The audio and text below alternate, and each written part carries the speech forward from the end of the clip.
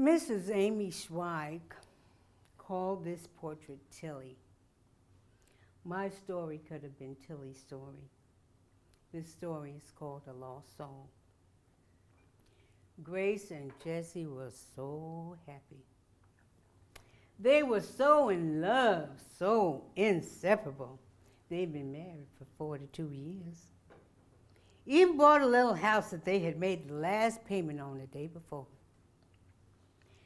Now she was talking about them going on vacation. Oh, they were so excited. He was going to go downtown and get some fishing gear. Said he'd even get her some, because he knew she would want to fish too. She'd never been fishing before, but he knew she'd want to fish because he wanted to fish. Well, she started piddling around trying to pack up the stuff she hadn't packed.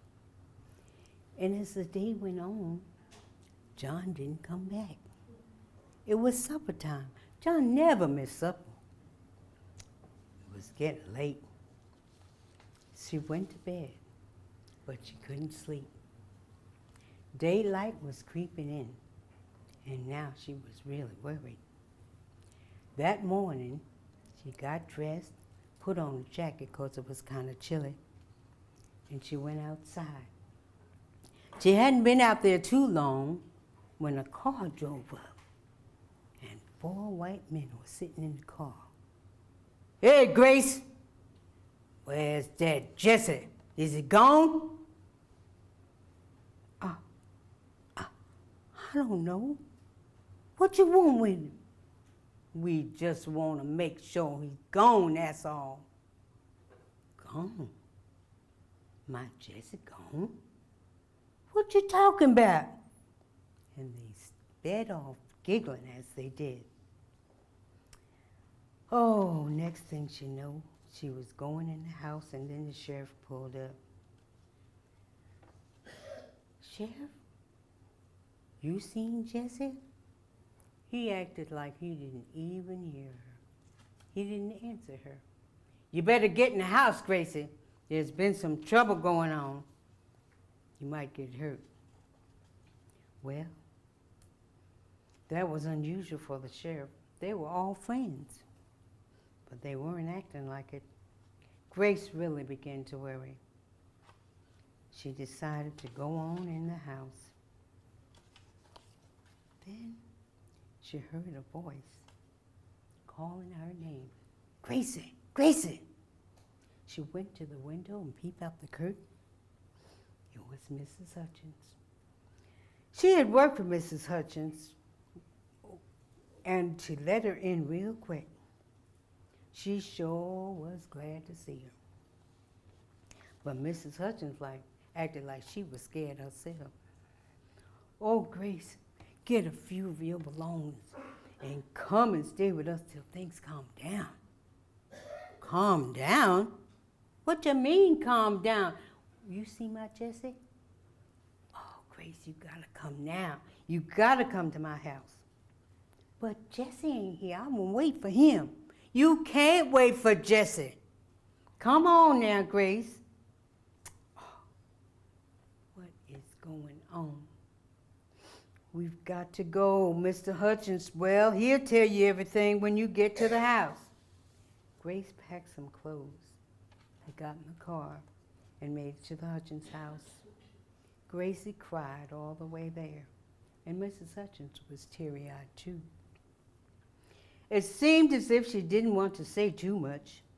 When they reached the house, Mr. Hutchins was coming out to greet them. Grace ran to him. "Where's Jessie? Where is it?" "Oh, Grace, I'm so sorry." "Sorry? Sorry for what?"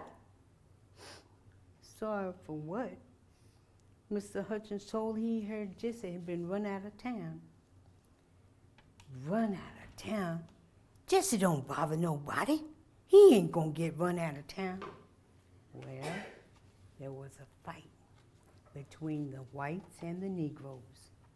Then some of the whites went and got their guns. They run the Negroes out of town.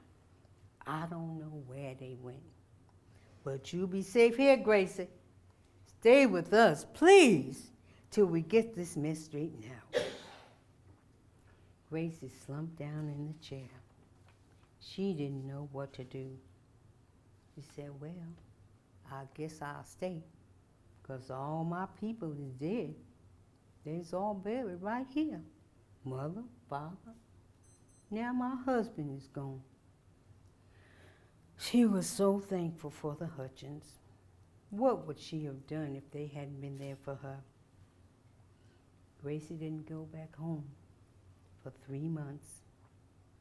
When she finally decided to return, she got in the car with Mrs. Hutchins. Mr. Hutchins and his sons had been going over to her house. Whenever they would go, they did some work up to keep the place up. She stayed until she wasn't afraid anymore. She didn't know why, but she had the urge to go home. When Mrs. Hutchins drove up to the house, Grace was really surprised. It looked so good, so new. Fresh paint, new railings on the porch, new stairs. She didn't have to force herself to smile a little bit. But before she could catch herself, she thought, oh, if Jessie was here, if Jessie was only here. This thing must have been really bad, because the racial tension had not died down yet. It was somehow different. Relationships had changed. That night, she fixed a cup of tea and she went to bed. She was almost asleep when she thought she'd heard a noise. She got up and got the largest pot and stood behind the door. She was going to hit somebody. But then she opened the door just a little bit and found out it was a can just banging from the wind. Gracie went back in the house and she stayed and she waited and she stayed and she waited. But Jessie never came. Jessie never came home. And that's pretty much what happened to Tilly. She was the only black woman that stayed in the place where she was born, where families had been for over 200 years, where families had been for centuries. But she stayed. And Amy Schweig took an interest in her. And there is the painting that she did of Tilly.